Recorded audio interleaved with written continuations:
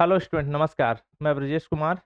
देखिए, जैसा हम लोग सीरीज चला रहे हैं इंपॉर्टेंट क्वेश्चन का, बीएससी थर्ड ईयर मैथ्स, अमूर्त बीजगणित, एब्स्ट्रैक्ट अलजेब्रा, डॉक्टर एच के पाठक की किताब, इसमें हम लोग अब पहुंच गए हैं।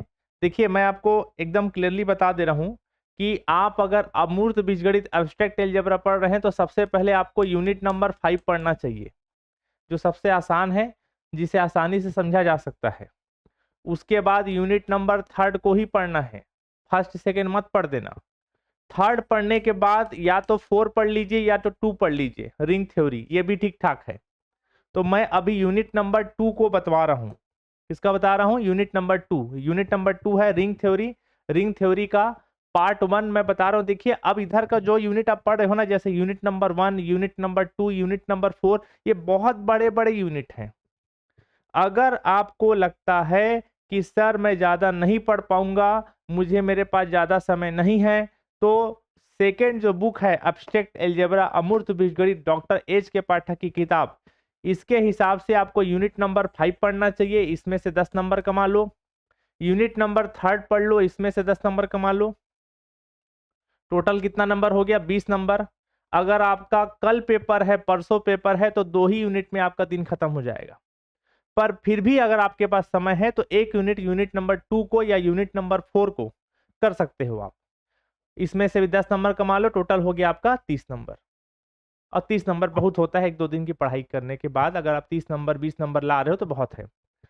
आपको मैं बार बार बोल रहा हूं, आप खुद से ज्यादा होशियार, ज्यादा इंटेलिजेंट मत समझना अपने आप को। किसी न किसी टीचर का हेल्प जरूर लेना। जैसे मेरा वीडियो, मैं 10 साल से बीएससी पढ़ा रहा हूं, मेरा वीडियो अगर आप परचेस करेंगे, वीडियो देखेंगे, फटाफट फटाफट चीजें हो जाएंगी।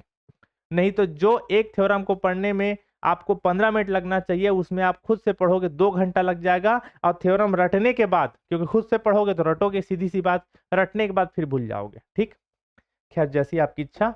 तो मैं अभी यूनिट नंबर 2 का पार्ट 1 टिक लगवा रहा हूं। फिर दोबारा बोलता हूं, अगर यूनिट नंबर 2 खुद अपने आप में बहुत बड़ा है, बहुत बड़ा यूनिट है, यूनिट नंबर 2 देखिए बड़ा है, उसके बावजूद मैं आपको पढ़ने के लिए इसलिए बोल रहा हूं क्योंकि ठीक ठाक समझ में आ जाता है। अगर आप ईमानदारी से 2 घंटा या 1 घंटा पढ़ोगे, 2 घंटा तो लग ही जाएगा, 2 घंटा पढ़ोगे तो आपका पार्ट 1 कंप्लीट हो जाएगा। और इस पार्ट 1 में जितना क्वेश्चन मैं बता रहा हूं, उसमें से एक तो 5 नंबर का क्वेश्चन आना लगभग लगभग तय है। ठीक है ना? तो 2 घंटे की पढ़ाई में अगर आप 5 नंबर के लायक पढ़ लेते हो और अच्छे समझ में आ जाता है तो क्या बुरा है। तो मैं अभी आपको पार्ट 1 को टिक लगवा रहा हूं। अगर आपके पास समय की कमी होगी तो आप पार्ट 2, पार्ट 3, पार्ट 4 को छोड़ सकते हो, क्योंकि इसमें से जनरली 5 नंबर का आ जाएगा, आपका काम चल जाएगा। क्योंकि 1-2 दिन बचा है तो आपको पास होना है, और आपके पास समय है तो पूरा पढ़िए, खुशी की बात है वो तो। ठीक है ना? तो चलिए, मैं पार्ट 1 को टिक लगवा रहा हूं। पार्ट 1 में कौन कौन से क्वेश्चन पढ़ने हैं रिंग थ्योरी की। ठीक है, चलिए। इंग्लिश मीडियम किताब में दिखा रहा हूं, हिंदी मीडियम वाले मेरे ख्याल से उतना तो कर लेते हैं, आप लोग टिक लगा लेते हैं देख दाख के, है ना? चलिए देखिए कौन कौन से क्वेश्चन करने हैं रिंग थ्योरी में। सबसे पहली बात ये वाला देखिए, यहाँ पर ये थ्योरम के फॉर्म में नहीं दिया, लेकिन आपको थ्योरम के फॉर्म में पढ़ना है। ए और बी एस में है तो ए माइनस बी एस में होगा।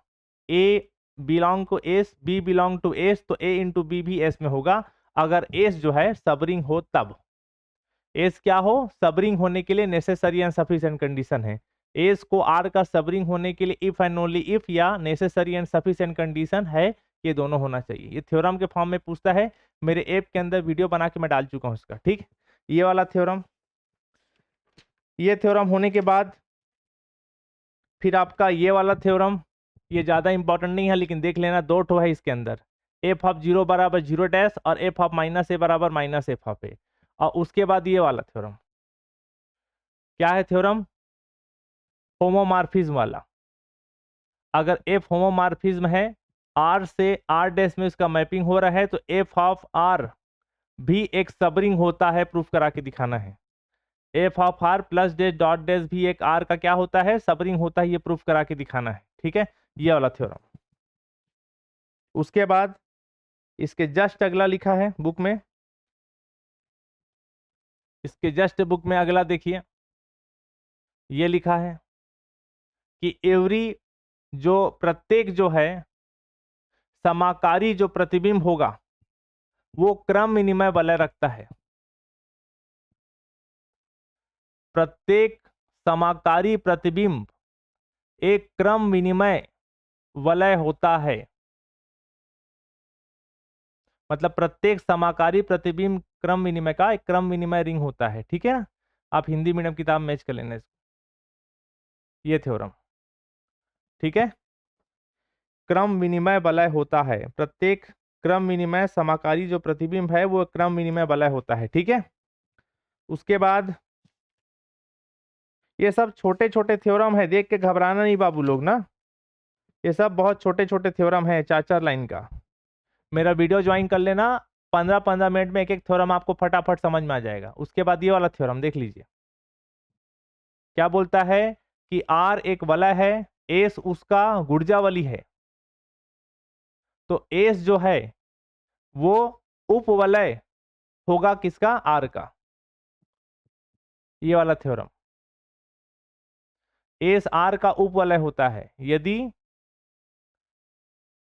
एस जो है R का गुर्जावली हो, ये वाला थ्योरम। ठीक है ना, उसके जस्ट नीचे अगला थ्योरम है,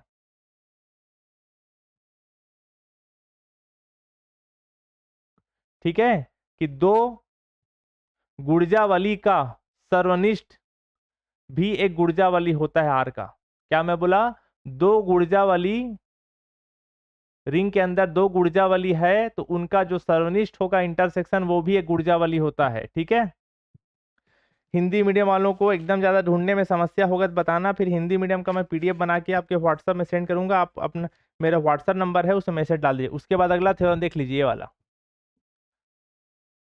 एस और आर दो गुर्जावली है तो एस यूनियन टी भी गुर्जावली होगा यदि और केवल यदि एस टी में बिलोंग करे और या तो टी एस में बिलोंग करे। S is a subset of T और T is a subset of S. ठीक है भाई, ये वाला थ्योरम। उसके नीचे अगला थ्योरम, आपको भली लग रहा होगा सर बहुत ज्यादा बता रहे हो, लेकिन इतना में से तो 5 नंबर कंफर्म आ जाएगा। देख लीजिए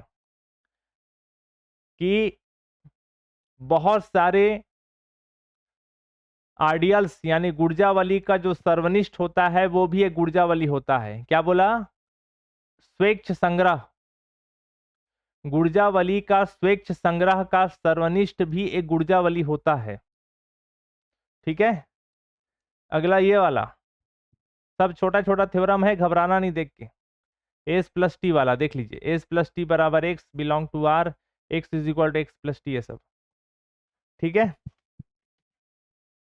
और इसको देखना चाहो देख सकते हो, बाकी इंपॉर्टेंट नहीं है। रविशंकर शुक्ल विश्वविद्यालय रायपुर वाले ये थ्योरम को देख लेना कि ए बी दो ठो रिंग है वाला है तो ए इंटू बी भी, सॉरी ए और बी दो ठो गुर्जावली है तो ए इंटू बी भी एक गुर्जावली होता है आर का, ये प्रूफ करा के दिखाना है।